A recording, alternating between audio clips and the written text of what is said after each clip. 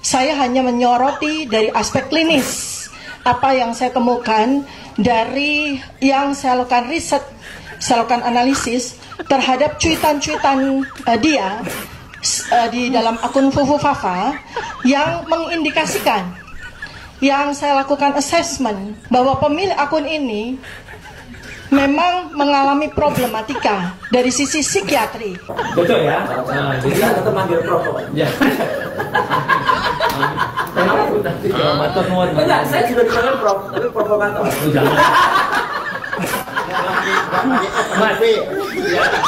Ada dua anak bangsa yang masuk penjara. Anda bukan Anda yang masuk penjara ya. Dua anak bangsa. Anda paham? Saya tidak bayar, dia tidak dibayar untuk memperjuangkan kebenaran. Kalau masuk Anda penjara mungkin generasi kuasa dan generasi uang. Mereka sudah mempersiapkan kertas tahun 1985. Katanya sudah mempersiapkan kertas kertas tahun 1985. Kertas apa tipe bego?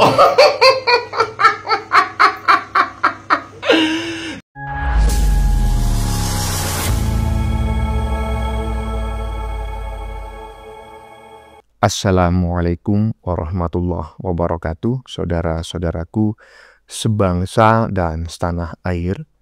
Dimanapun kalian berada, semoga kalian selalu dalam kondisi sehat walafiat ya. Berjumpa lagi dengan saya di Gaspol Update. Kami bukanlah buzzer pihak manapun, kami hanya menyajikan keputusan ada di tangan Anda. Teman-teman, ini ada video yang menurut saya cukup menarik ya, yakni tentang si dokter mangkrak ya, yang stresnya semakin kesini semakin parah. Selain sebentar lagi dirinya akan berstatus sebagai tersangka dan akan meringkuk di balik jeruji besi terkait tuduhan ijazah palsu Pak Jokowi ya kan. Juga dia stres karena dia sangat kuciwa berat ya, karena tidak jadi menteri oleh Prabowo. Urung dijadikan menteri oleh Prabowo, kurang lebih seperti itulah. Padahal ya kan sebelumnya dia sudah sangat pede kali ya kan. Karena beberapa waktu yang lalu kita dengar bareng-bareng dia mengatakan ya, bukan tidak mungkin dirinya akan menjadi menterinya Prabowo. Pede kali ya. Aduh, karena kecewa tidak dijadikan menteri oleh Prabowo, akhirnya dia melampiaskan ya kan, dengan cara mencaci maki Fufu Fafa. Saat ini si dokter mangkrak maca sebagai peneliti kejiwaan, ya kan? Aduh, maca apa lagi mangkrak. Meskipun dia seorang dokter ya, perlu diketahui teman-teman ya, bahwa dia bukanlah seorang dokter kejiwaan ya, bukan seorang psikiater. Yang dituduh mengalami gangguan kejiwaan oleh si dokter mangkrak adalah Fufu Fafa. Dia tidak sadar bahwa dirinya sendiri bersama Panci dan juga Rismon bukan hanya mengalami gangguan jiwa, tapi mengalami gila permanen. Nah, bagaimanakah videonya dan bagaimanakah respon netizen? Mari kita tonton bersama. Kemudian mari kita komentari bersama di bagian akhir video. Ini dia. Saya hanya menyoroti dari aspek klinis apa yang saya temukan dari yang saya lakukan riset, saya lakukan analisis terhadap cuitan-cuitan dia di dalam akun Fufu Fafa yang mengindikasikan, yang saya lakukan assessment bahwa pemilik akun ini memang mengalami problematika dari sisi psikiatri, dan itu jelas terlihat dari serangkaian cuitan-cuitannya yang konsisten. Artinya, kalau sebuah gejala klinis itu dilakukan secara konsisten, maka kita patut melakukan assessment. Artinya tersangka, kalau dalam bahasa kedokteran klinis adalah suspected. Kita belum bisa menegakkan diagnosis, karena menegakkan diagnosis psikiatri itu membutuhkan waktu yang lama. Pengamatan, observasi, wawancara itu dilakukan berbulan-bulan untuk bisa menegakkan diagnosis apakah seseorang itu tegak diagnosis sebagai penderita gangguan jiwa atau tidak. Jadi Meanwhile, dia gila, saya gila. Jadi yang diperlukan itu. dan saya memang punya rumah sakit gila di Jogja.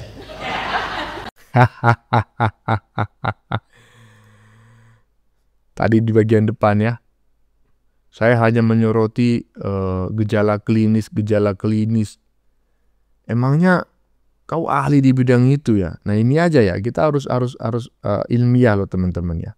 Sesama dokter, sesama lulusan kedokteran, itu bidangnya macam-macam, ya kan? Pertama mungkin S1 itu dokter umum, ya kan? Nggak ada penjurusan, ya kan? Tetapi begitu S2 itu sudah spesialis. Seorang dokter ahli jantung ibaratnya, tentu tidak akan sama dengan dokter ahli misalnya ahli paru-paru misalnya, ya kan? Nah ini nggak jelas ini. Si dokter mangkrak ini sebelumnya dia macak sebagai seorang ibu rumah tangga, macak sebagai seorang peneliti ijazah, macak sebagai orang peneliti intelijen, wah macam-macam semuanya diteliti, ya kan? Dia mengaku sebagai seorang ahli. Sekarang dia mengaku sebagai seorang ahli kejiwaan, ya kan? Sebagai dokter kejiwaan, psikiater lah, dan dia mengomentari si Fufu Fafa. Dia nggak sadar gitu loh, dia bersama teman-temannya ini masuk kategori gangguan. Bukan hanya gangguan kejiwaan, ini udah gila permanen. Lanjut. Cocok ya? Nah, jadi kita tetap manggil Prof. Ya. Enggak, saya sudah dipanggil Prof, tapi provokator. Jangan. Masih.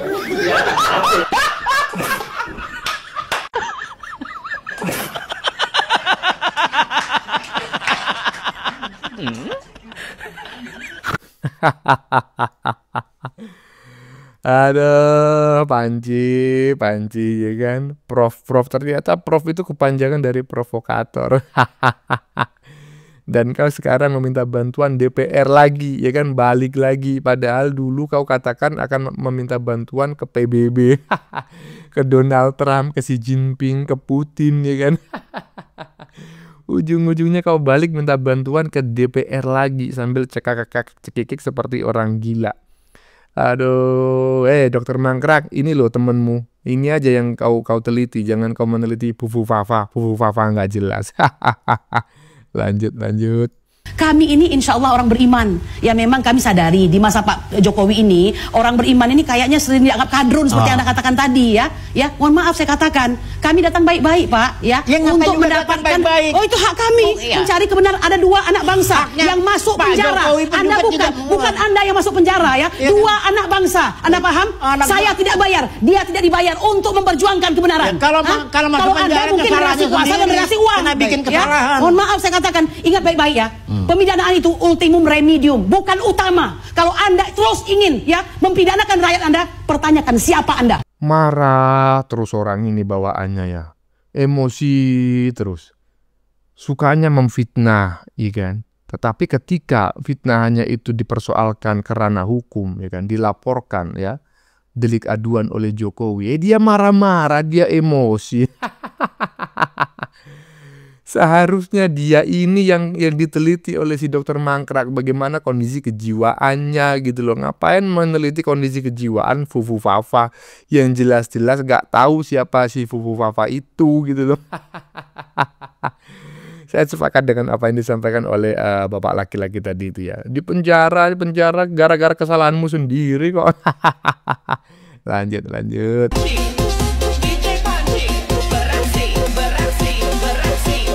Kalau saya diangkat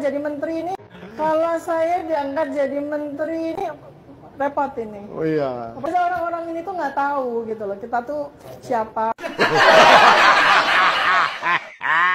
Hey Tifa, kamu berharap jadi menteri pas Prabowo reshuffle? Itu sama aja kayak tikus got berharap jadi singa padang rumput. Bau pesing, makan sampah, tapi ngaku-ngaku raja. Kamu tuh lebih mirip kutu di pantat kerbau. Hidup numpang, gigit diam-diam, tapi sok merasa punya kendali atas seluruh kandang. Kalau kamu bisa jadi menteri, besok-besok cacing pita di usus manusia bisa diangkat jadi menteri kesehatan. Alasannya sudah pengalaman puluhan tahun hidup di perut orang. Tifa, Jabatan menteri itu bukan buat kecoak yang tiba-tiba naik ke meja makan, terus ngira dirinya bagian dari hidangan utama. Tifa, kamu bukan calon menteri. Kamu paling banter jadi hewan hama politik. Kecil, menjijikan, dan cuma muncul buat bikin orang jijik. Iya. Gimana menurut teman-teman? Pantas enggak sih Dr. Mangkrak ini menjadi menteri gitu ya? Menurut saya pantas-pantas saja sih ya. Cuma Prabowo sebagai presiden harus membentuk departemen baru gitu loh, kementerian baru. Karena kementerian yang ada saat ini menurut saya nggak ada yang cocok ya kalau si Dr. Mangkrak ini dijadikan pimpinannya sebagai menteri ya kan? Apa bang ya menterinya menteri apa, urusan orang gila atau apa gitu? Kalau ada kementerian departemen baru, kementerian orang gila ya kan, menterinya si Dr. Mangkrak ya kan. Ada aja. Lanjut. Mereka sudah mempersiapkan kertas tahun 1985. Kelompok RRT, orang-orang bego pada kumpul di mana-mana, menyebarkan fitnah aja. Kayak gitu coba lihat Tifa, Roy, Rismond dan teman-temannya menyebarkan fitnah, memfitnah UGM, memfitnah pihak aparat penegak hukum Polri, memfitnah Bapak Jokowi, katanya sudah mempersiapkan kertas tahun 1985. Kertas apa Tifa bego? Ya kan? Yang saya tahu beda, kertas untuk ijazah itu beda dengan kertas-kertas yang lain. Dan kertas ijazah itu tahun ini itu keluarnya terbatas ini. Nanti tahun berikutnya itu sudah beda lagi. Nggak bisa, makanya ijazah itu umpamanya ada kesalahan aja itu nggak bisa diperbaharui atau diganti ijazah, nggak bisa. Karena ijazah itu setiap sekolah atau fakultas itu dihitung berapa siswa atau siswi yang harus menerima ijazah yang lulus, segitulah kertas yang dikeluarkan atau belangku ijazahnya atau kertas ijazahnya tuh. Nggak ada berlebihan untuk cadangan, nggak ada. Jadi kalau umpamanya ada kesalahan tulis nama atau bagaimana tuh nggak bisa minta diganti nih karena ada kesalahan, nggak bisa. Karena memang memang sudah dihitung begitu. Jadi bagaimana bisa katanya menyediakan kertas tahun 1985? Coba lihat, kayak gini Tifa, di mana-mana di depan awak media, setiap di mana-mana aja menyebarkan fitnah. Ini memfitnah bukan Bapak Jokowi, tapi yang difitnahnya UGM. Terus pihak penegak hukum Polri difitnahnya sudah menyediakan kertas dan sebagainya. Nah nanti kalau diproses katanya, lah kami ini kan menganalisis katanya. Memperkirakan nanti begitu. Kok kami ini diproses? Kok kami dikriminalisasi? Pasti begitu nanti orang-orang bego ini ngomong. Padahal sudah jelas-jelas dia menebarkan fitnah begitu. Terus kalau memang kertasnya tahun 1985, terus bagaimana? Ibaratkan tuh stempelnya. Oke lah stempelnya sama. Terus materainya gimana? Uji tintanya gimana? Uji tinta yang ada stempel itu. Sekarang Bapak Jokowi atau pihak Polda Metro Jaya membuat ijazah baru aspal untuk apa? Sementara ijazah Bapak Jokowi yang asli sudah ada di Polda. Untuk apa bikin ijazah lagi? Bego. Nanti diproses orang, nanti fitnahnya begini. Kriminalisasi ini. Kami tidak ada memfitnah, hanya menganalisis katanya. Memperkirakan, menduga-duga, nanti begitu nanti, padahal dipublikasikan omongan dia. Hanya gara-gara buku katanya mereka ketakutan katanya. Sudah menyiapkan kertas tahun 1985. Kertas apa? Kertas tisu buat malap punya kamu itu.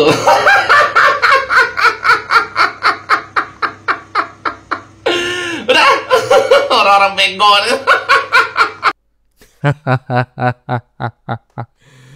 Ada ngelap punya kamu itu apanya maksudnya? Saya kok nggak paham gitu ya. Maksudnya ngelap ijazahmu gitu maksudnya.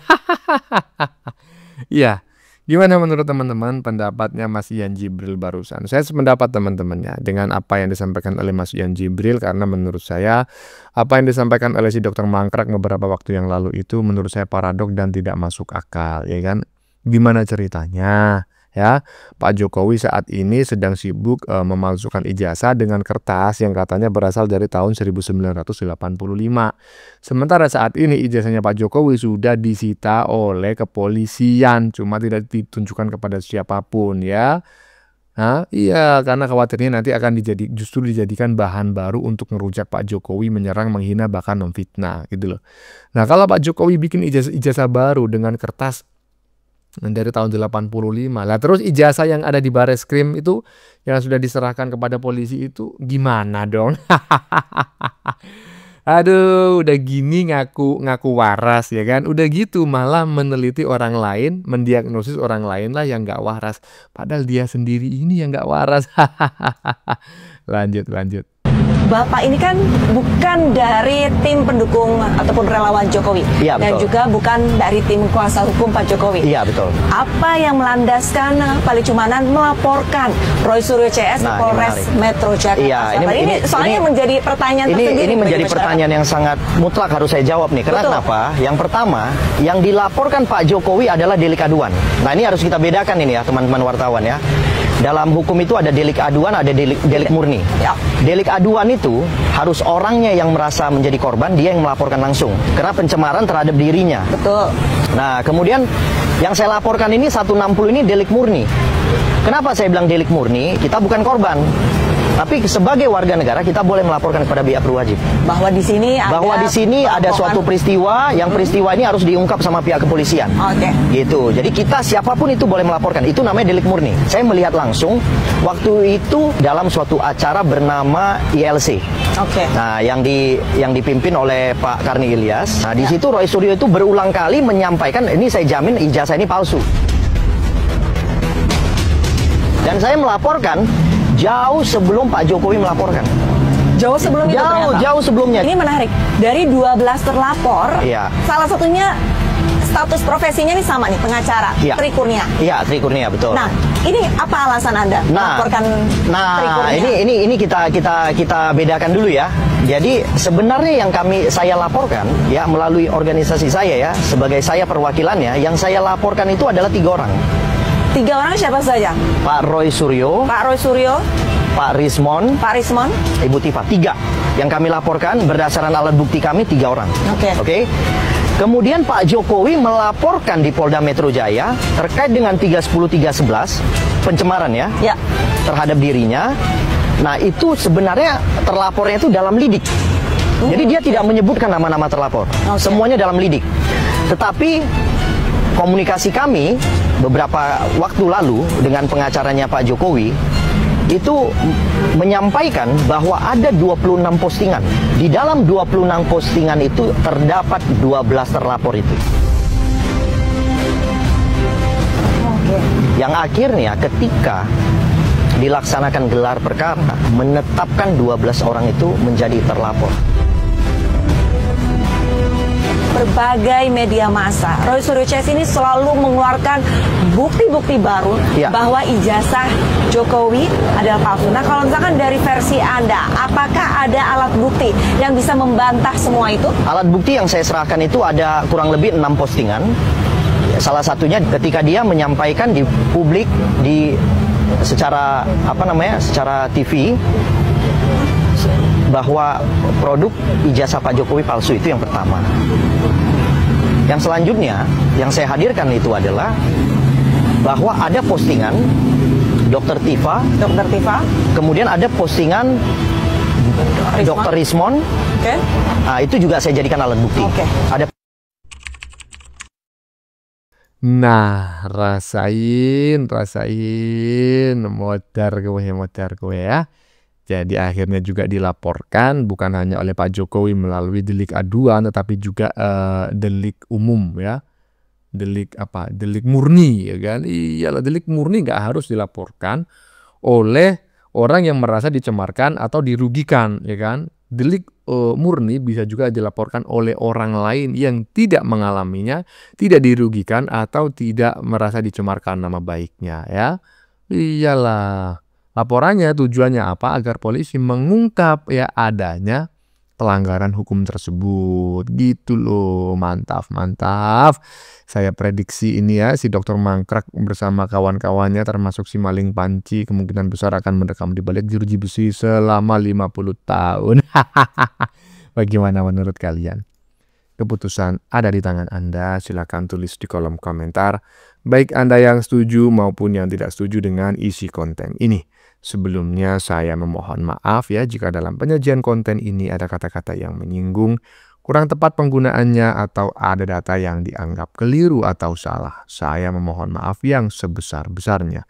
Kita jumpa lagi di lain video. Salam NKRI.